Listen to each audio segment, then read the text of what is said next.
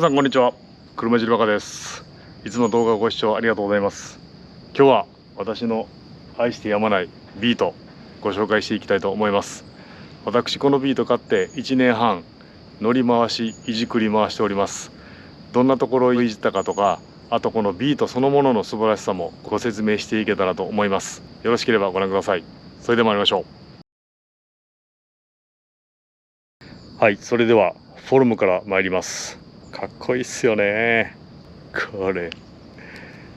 ものすごいかっこいいデザインだと私は思います。ホンダさんは明らかにしてないんですけど、このデザイン有名なピニンファリーナさんが関わったと言われております。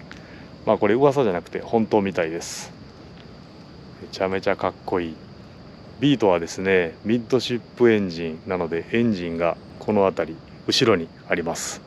そしてリア駆動ということで、エアの取り込みダクトが後ろにあります。これってもう我々スーパーカー世代は憧れのダクトなんですけど、あれがあるだけでちょっとゾクゾクしちゃいます。真横からはこんな感じです。めちゃくちゃまとまった綺麗なデザインだと思います。ビートのボンネットですね、実はこういう風にここから開きますんで、普通の車に絶対あるここのラインっていうのがないんですね。これがまた車をあまり小さく見せず、小さいですけどはい、ボンネットの形がすごくスムーズに滑らかに綺麗にできていると私は思います。私のビートちょっといじってあって、これ前のオーナーさんからやってるんですけど、アンテナが見えますかね、フロントの A ピラーの上に立ってます。私これも割とお気に入りでこのまま維持しております。はい、ちょっと後ろの方へ参ります。後ろの方もですね、実はめちゃくちゃかっこいいんですよ。私この実はお尻も大好きでして、どうですかね、ちょっとなんかプリッとしたプリケツちゃんじゃないですか。はい、トランクの下にエンジンが入っております。また後ほどお見せしようと思います。真後ろからはこんな感じです。外観は私もう全くのノーマルなんで、純正のビートこんな形です。ちょっと今私エンジンいじろうと思ってフォローを外してあるんで、あそこちょっと浮いてますけどご容赦ください。かっこいいです。そして可愛いです。ミッドシップエンジンの車たる形をしていると思います。いいですね。真正面はこんな感じです。ホイールですね、これビートの純正、通称たこ焼きホイールと言われております。私これもすごい気に入ってます。ビートにめちゃくちゃ似合ってるんじゃないかと思ってます。外観でいじったところをじゃあご説明していきたいと思います。まずはワイパー、当然ながらめちゃめちゃ錆びておりましたので、これは錆びを落として塗りました。ここが錆びてるとものすごい車がみすぼらしいんで。あとですね、このドアミラーハゲハゲだったんで、これも外して塗装し直しました。なのでめちゃくちゃ綺麗です。左右ともに缶スプレーで塗りました。よく見たらなんかデコボコがあったりしないでもないけど、全然わかんないレベルだと思います。それとこの A ピラーのここですね、もうこれビートの定番で、もともとここ塗装じゃなくて、なんというかこのシールみたいなのがこう貼ってあるっていうのが純正の仕様なんですけど、それがもう劣化してボロボロになってました。私はちょっと手抜きをしてですね、そこのシールとか全部剥がさずに、その上からこのカーボンのシールを貼ってごまかしております。いつか綺麗に塗装したいと思います。とりあえずこれで乗り切ろうと思ってます。で、さっきお話したアンテナですね。今までいろいろビートの集まりとか行きましたけど、ここにアンテナついてるビートって私のこれしか見たことないんで、皆さん街でこのアンテナがあるビートを見つけたら私ですんで声かけてください。ホロですね、これは私買ってすぐにもうボロボロだったんで新品に張り替えました。なのでホロはまだまだ新品です。あとリアのウィンドウ、これが結構劣化して曇っちゃって何も見えないみたいなビート多いんですけど、私のは前のオーナーさんが綺麗に付け替えてくれてたんでまだ綺麗です。でも私が買った1年前から比べるとだいぶ曇ってきちゃったんで、またやらんとダメですね。なんといっても33年落ちの車なんで塗装はいろいろやれております。例えばこのトランクのところの塗装、これはちょっと映像では分かりにくいかも分かんないですけど、やっぱりここだけすごい劣化が進んでまして、こことの違い見てもらったら分かると思うんですけど、はい、だいぶ劣化してます。そしてですね、ビートの定番中の定番、サイドシルのサビですが、私のビートこうやって見ても分からないようになっております。これどうやって分からないかというと、ガムテープを貼っておりますここ実はぽっかり穴が開いてまして、はい、これちょっと次なんとかしないといけないと思ってますが、ここもめちゃくちゃ錆びてます。これもビートの定番中の定番の持病でございます。原因は諸説あるんですけど、ここのダクトですね、ダクトからこう水とかゴミが入って、でこう流れていってあそこに溜まる、であそこが錆びちゃうとっていうのが定説になってます。別の意見としては、このトランクのですね、ここに穴が開いてまして、私これちょっと今アルミテープで塞いでますけど、ここから水が入って、でこれがですねここへ実は落ちていってるんじゃないかということを言われている説もあります。なので皆さんここ塞いだり、ここにいろいろ仕掛けをしたりですねされてます。でも私のものはもう完全に錆びちゃってるんで、まずはあそこ板金しないといけません。で大体あれ右側がひどいらしくて、左側は私のビートもですねだいぶマシです。ちょっとやっぱり隙間出てきたな。まだ我慢できるレベルかと思います。あと私のビートですね、ブルーガラスがついてます。これいいですね。後ろからライト当てられても眩しくないんですね。こういうビートとかコペンもそうですけど、車高が低くてちっちゃい車ってトラックとかのライトがですね、もうこっから後ろから当たりますんで、めちゃくちゃ眩しいんですよね。最近の車ライトが明るいんで、もうほんとストレートに来ます。だからこのブルーライトはすごい助かってます。あとビートのこのガラスですね、これ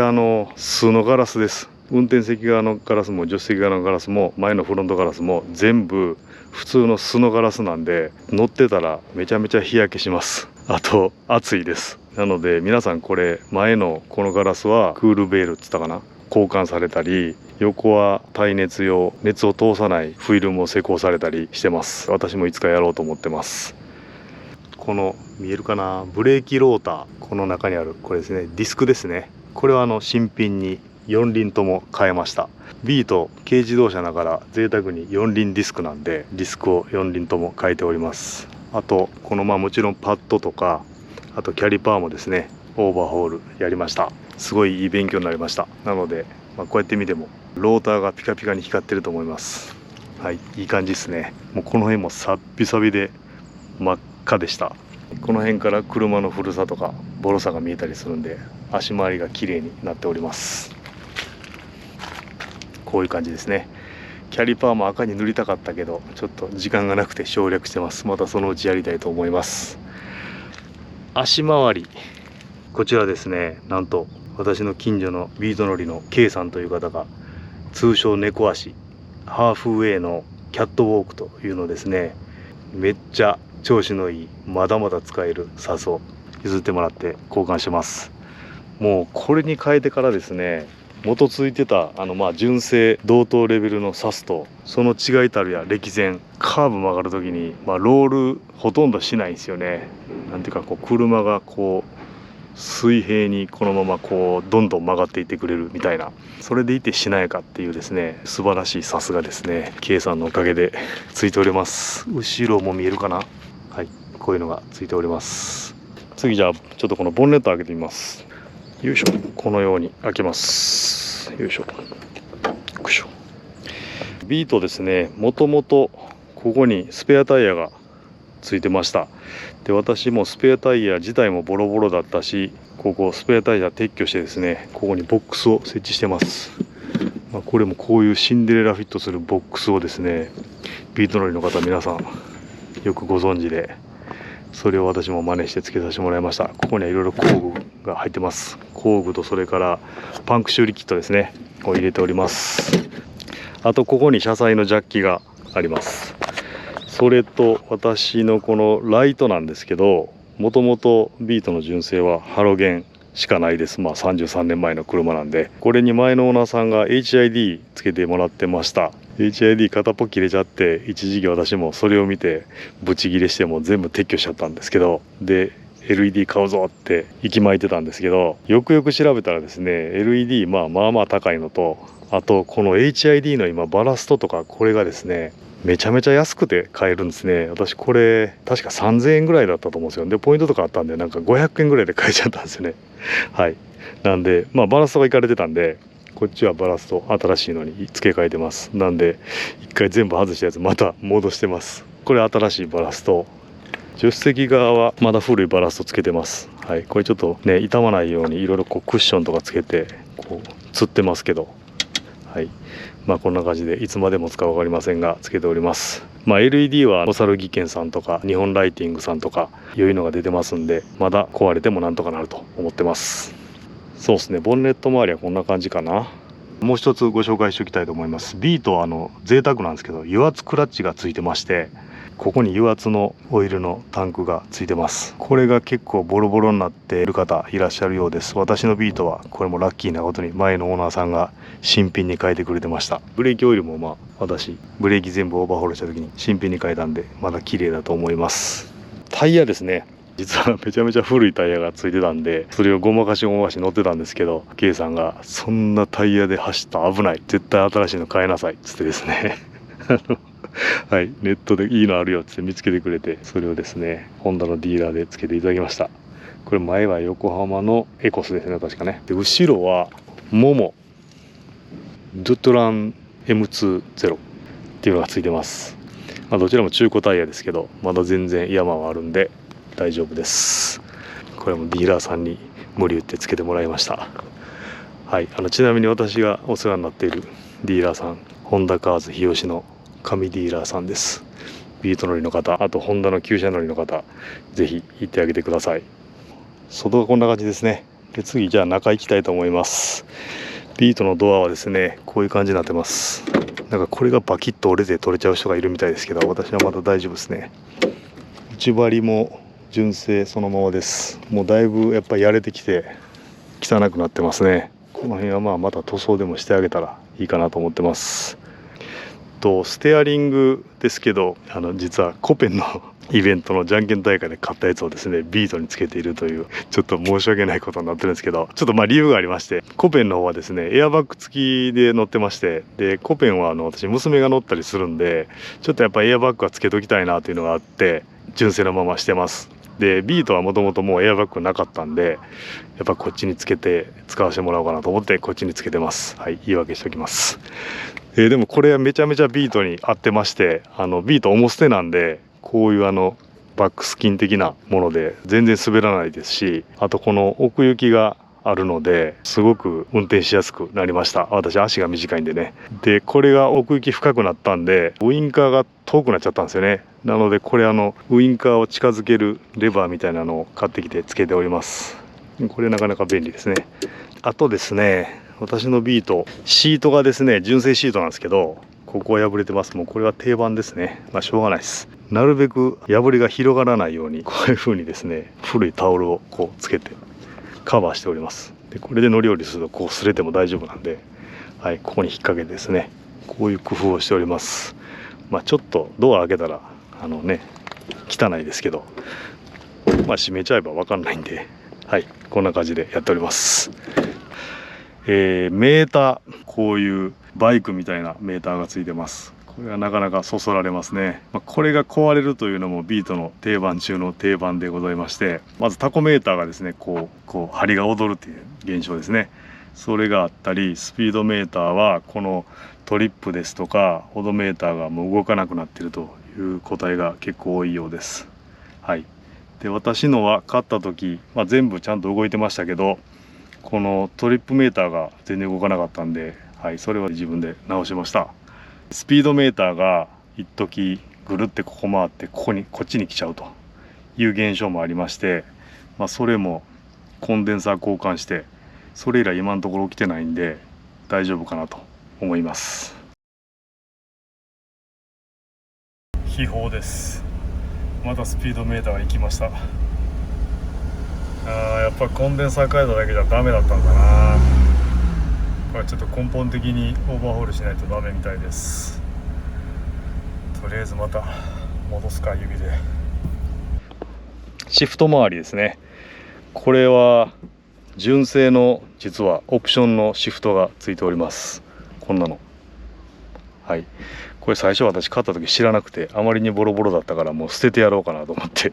捨てかけたんですけど、残しておいてよかったです。はい。それに皮はもうボロボロだったんで、私革細工もちょっとやるんで自分で革を塗ってですね、はい、貼りました。でこのブーツの部分は元々の純正のやつを生かしてそのままつけてます。であとコンソール系でいうと、ちょっとこっち行くとビートはですね、なんといっても1991年の車なんで、ここ開けるとカセットケースが、はい、ついてます。でカセットケースどうやんねん、何に使うねんっていうことなんですけど、実はですね、こ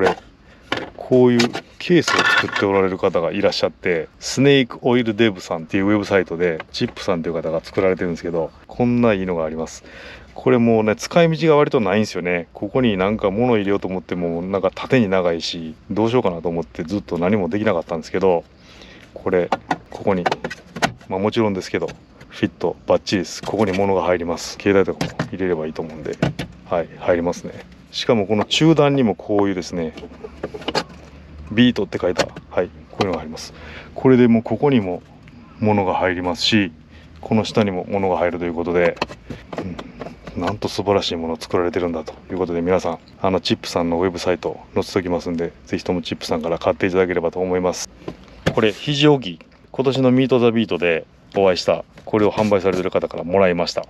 これもちょっとまたウェブサイト貼っときますんで、買っていただけたらと思います。これめちゃくちゃ気持ちいいし、めちゃくちゃ気に入ってます。これ肘をこう置いてシフトできるんですよね。こういう風にちょうどここの肘のとこにいい高さにクッションがくるんで、めちゃくちゃ気に入ってます。はい、これいいです。あとですね、これちょっと前に動画出したんですけど、ここの灰皿が私のビート完全に穴が開いてて何もなかったんですけど、 3D プリンターで自分で作りました。素晴らしい。これでこう携帯とかね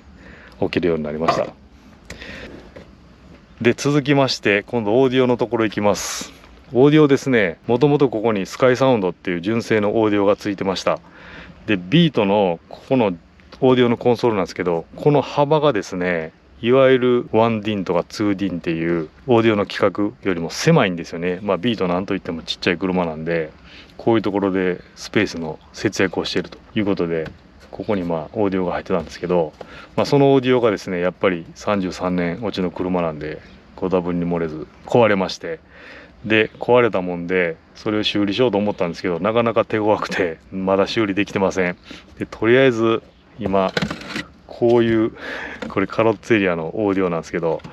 前面パネルと本体がこう、切り離されるタイプで、ここに本当はもともとコネクタがついたんですけど、それを無理くりハンダゴテでハンダ付けして本体とこの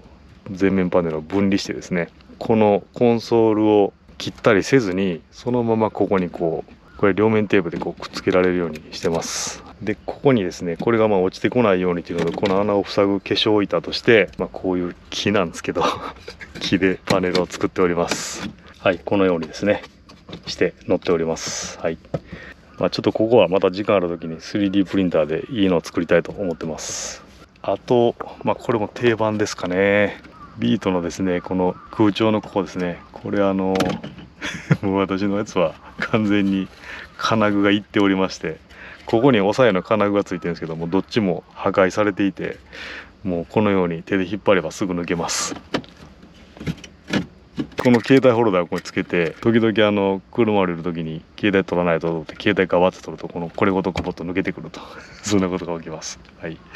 旧車楽しいです。ちょっと助手席の後ろ行きたいと思います。はい、ビートですね、ここにドキュメントボックスっていうのがついてます。ここになんか車検証とかを昔は入れたんでしょうね。で私のはここの中にですね ECU が入ってます。これ定番のカスタマイズみたいで、もともとこのビートってこの ECU ですね、コンピューターがこのエンジンルームにもっと近いところ、まあ言うたらこの壁の向こう側ですねについてて、熱でやられることが大変多くて、皆さんこれをですねここに移設されてます。で、私のやつは前のオーナーさんがやってくれてたんでそのままです。まだちょっと全然チェックもできてないんで、そのうちチェックしたいと思います。 ECU のコンデンサーとかももしかしたら古くなってるかもわかんないんで、予備買ってあるんでそれも付け替えておきたいと思います。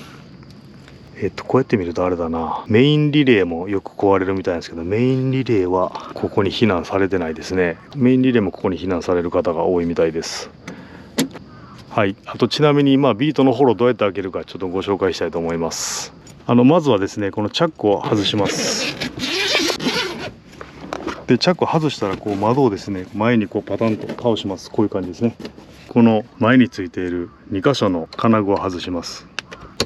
こうですね、これでフリーになりました。で、もちろん窓はその前に開けておきます。もうあとこう持ち上げるだけですね。はい、こんな感じになります。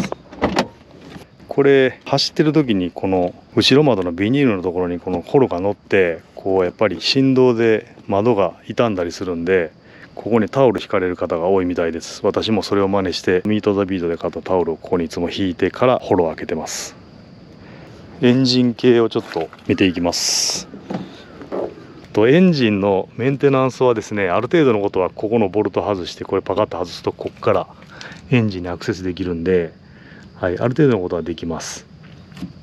でちょっと今日はもうエンジンの中身まで全部ご説明してるとキリがないのでそれをやらないんですけど、一応こんな感じでエンジンはここにあります。でオイルの量とかはここにオイルのレベルゲージがあるんで、これを引っこ抜いてみたりとか、あとエアクリがここにありますね。このエアクリは空気をどこから取り入れてるかというと、ここですね、こう入ってきてますんで、この先がこのダクト、はい、このダクトから空気が入ったやつがこう中にパイプが通ってまして、でここへ送られて、ここからビートが空気を吸ってるという仕掛けになってます。いいっすね、ミッドシップあとはもうエンジンの中とかは結構いじったというかメンテしたんで、それはもう一連の動画がありますんで、ぜひご覧いただければと思います。最初にやったのはあれですね、はい、ドライブシャフトブーツがもう破れてオイルが飛び散ってまして、そこからが後ろのエンジン周りとの戦いの始まりでした。エンジンはですね、タイミングベルト変えました。でタイミングベルト変えた時にちょっといろいろチョンボして、結局ヘッドを下ろしてヘッドのオーバーホールをやりました。バルブのすり合わせとかですね、やりました。面白かったです。さっきのチップさんという方が作られてるパーツで、このエンジンオイルキャップ、水がたまんないようにこうキャップを作られてるというね、素晴らしい。はい、このエクスパンションタンクももう古くて真っ黄色だったんで新しく買いました。この辺の部品もですね、そろそろ出なくなるかもわかんないんで、出なくなる前に買えるということでやりました。と燃料タンクもですね、ちょっともう見えないですけど、この向こうにあるんですけど、ほぼ新品の中古パーツに変えております。はい、そしたら動画を終了する前にオープンの姿の外観を一周ぐるりとお見せしたいと思います。もうオープンカー最高、めっちゃかっこいい